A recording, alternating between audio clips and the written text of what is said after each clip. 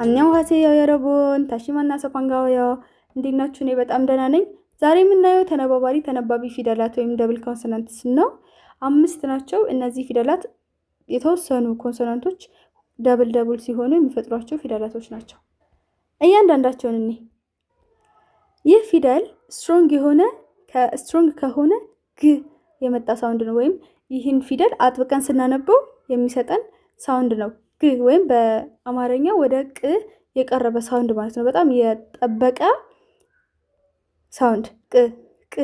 ትክክለኛ በአማርኛው እንደምንለው ቅ ሳይሆን ግን ወደ ቅ የቀረበ ከገ የጠበቀ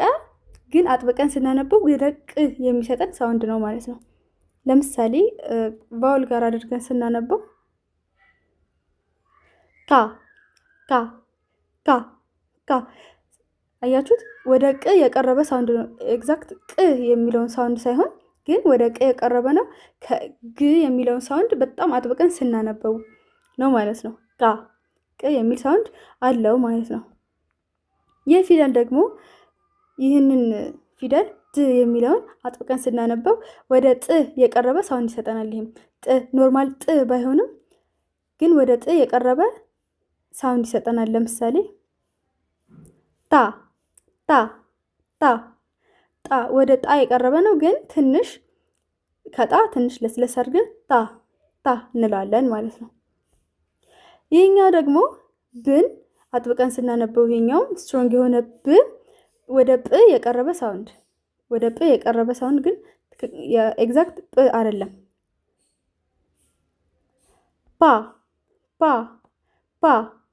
ፓ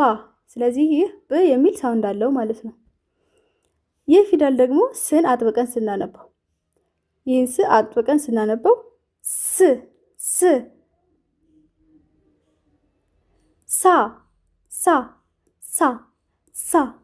ስትሮንግ የሆነ ስን ይሰጠናል ማለት ነው የመጨረሻው ደግሞ ጅን አጥብቀን ስናነበው ወደ ጭ የቀረበ ሳውንድ ይሰጠናል ወደ ጭ የቀረበ ሳውንድ ጭ ኖርማል ጭ ሳይሆን ራሱን ጭን ሳይሆን የሚሰጠን ግን ወደ ጭ የቀረበ ለምሳሌ ታ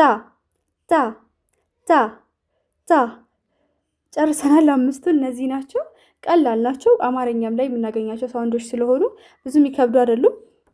እነዚህ አምስቱን ኮንሶናንቶችን ተነባቢ ፊደላቶችን ጨርሰናል ማለት ነው ስለዚህ ከቫውል ጋር እያደረግን እናያቸዋለን ማለት ነው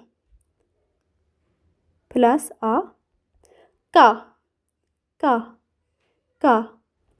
እንደዚህ እያደረግን በሁሉም ስናደርገው ካ ት ታ ብ ባ ስ ሳ ት ታ አሁን ደግሞ ቃላቶችን እናነባለን ክ ች ኢ ካቺ ት ል ታል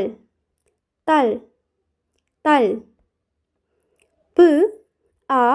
ል ኢ ባሊ ስ ል ሳል ጭ ኢ ን ጭ ጭንጫ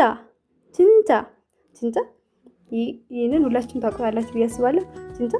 ብዙ ኬድራማዎች ላይም ምናምን እናየዋለን እና እነዚህ ፊደላቶች ለማንበብ ተለማመዷቸው አንብቧቸው ሲቾንጌ ቻሳ 감사합니다 다음에 영상에서 만나요